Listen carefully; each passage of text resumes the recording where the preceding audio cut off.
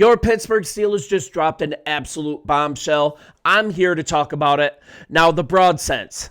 There's 3 guys just ruled out for this game. I'm talking about wide receiver Scotty Miller with a finger, cornerback Corey Trice. Nothing new there.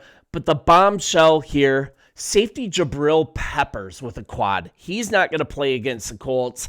And this is an absolute bombshell. It seemed to come out of nowhere. And with the safety position, these issues presumably just fixed, or the closest it could possibly get to being fixed with the signing, with the trade for Kyle Duggar from the Patriots earlier in the week. Man, this is going to be rough. You're looking at fellow veteran Chuck Clark. He wasn't in Friday's practice. The reason given on the injury report is an illness. Miles Killebrew, he just got put on IR. So you're looking at the only pure safeties on this active roster. Juan Thornhill, newly acquired Kyle Duggar. And you might be looking at Jalen Ramsey. I mean, he's often lined up at safety this season for the Steelers. He might be dropping back and taking care of that. And we're looking at rookie Jack Henderson and newly signed veteran Derek Forrest. Those are the only safeties on the practice squad. You might look at 1 or 2 of those 2 cats being elevated. So let's talk about this bombshell. I wish I didn't have to for you guys. Let's talk about this quad injury, because at first on Thursday, it only made him limited. Now, I'm not sure if that injury occurred during practice or at another juncture during the week, but with Deshaun Elliott already injured, him going on IR, less than ideal, right? Peppers on this team, he's functioned as a really crucial piece to the Steelers special team unit. Also, he's played safety as kind of more of a reserve, but he was going to get elevated. I was excited to see him placed in tandem with Kyle Duggar, former teammates. They worked so well together in New England. Now we're only going to have one of them. And Duggar, he doesn't have an injury designation coming into the game. Now he's absolutely got to go out there and play. There's really no choice. Now, this is an absolute gut punch. Sorry, I'm getting over a cold. I feel like the last few days have been a gut punch for me. The dreaded man cold. That means I'm close to death, right? I'm going to power through, so you guys bear with me. We're looking at that we have to have Kyle Duggar now because tight end Tyler Warren, he's an absolute problem. And that's going to be the main focus of this secondary. And without Jabril Peppers with the quad injury, it's going to make it that much harder. A little bit about Peppers. He was formerly of the Patriots. You guys know that. He was signed by the Steelers earlier this season after Elliott's Week 1 injury. He first appeared on the injury report as a limited participant Thursday, didn't practice Friday. Now he's out. Chuck Clark, questionable, but this isn't good because if you were watching that game against Green Bay, I know that you were.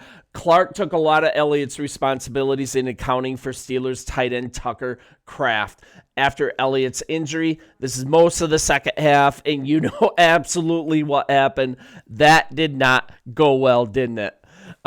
Kraft, he went absolutely nuclear on you guys, and his talent isn't even close to what Tyler Warren brings to the table. So entering this week, the Steelers' strong safeties on the depth chart once again were Elliott, Clark, and Peppers, while Juan Thornhill was the only player listed at free safety. Elliott, he is on the IR now. Now you're looking at possibly Chuck, no Peppers. Juan Thornhill is listed at free safety. This has the makings of a mess. I do like a signing that they just made, and I'm talking about former Commanders' 5th-round pick, Derek Forrest. I kind of like the rookie Jack Henderson, but he's not ready to contribute. And Forrest was signed to the practice squad earlier this week, and that's after a workout with a number of free agents. We also worked out former Bengals safety Von Bell. We chose Forrest. Now Kyle Duggar is there, and it's like, where do you go from here? This is really bad news. I try to be positive, but this is really bad news. Let's hear from defensive coordinator Terrell Austin. We're going to try to do the best we can to get him ready to be available for us in some capacity. He's talking about Duggar. And the safety isn't the safety position in the secondary. It's not the only area of this defense with availability questions entering this Sunday game. Let's look at those as well. Inside linebacker Cole Holcomb, he's part of the run defense charged with slowing. You guys know Jonathan Taylor, possible NFL MVP. Looks like something's going around the clubhouse. He's questionable with an illness. And then also, we're looking at possibly getting back inside linebacker Malik Harrison. That would be absolutely huge. That would be a boost. He was placed on IR with a knee injury, but he's been designated to return, and it's reaching the end of his 21-day practice window. Him being available, he's listed as questionable right now, would be absolutely fantastic. And nothing new. Corey Trice Jr. is, he's ruled out. This is just so bad. He was just activated. His practice window return from IR was just opened up this week, and immediately he picks up a knee injury in practice, and that's after trying to return from the hammy. So he was limited Thursday, didn't practice Friday. He is ruled out. I loved the Peppers pickup for the Steelers at the time. I thought it was an absolutely great move. He was a former first-round selection for the Cleveland Browns in 2017.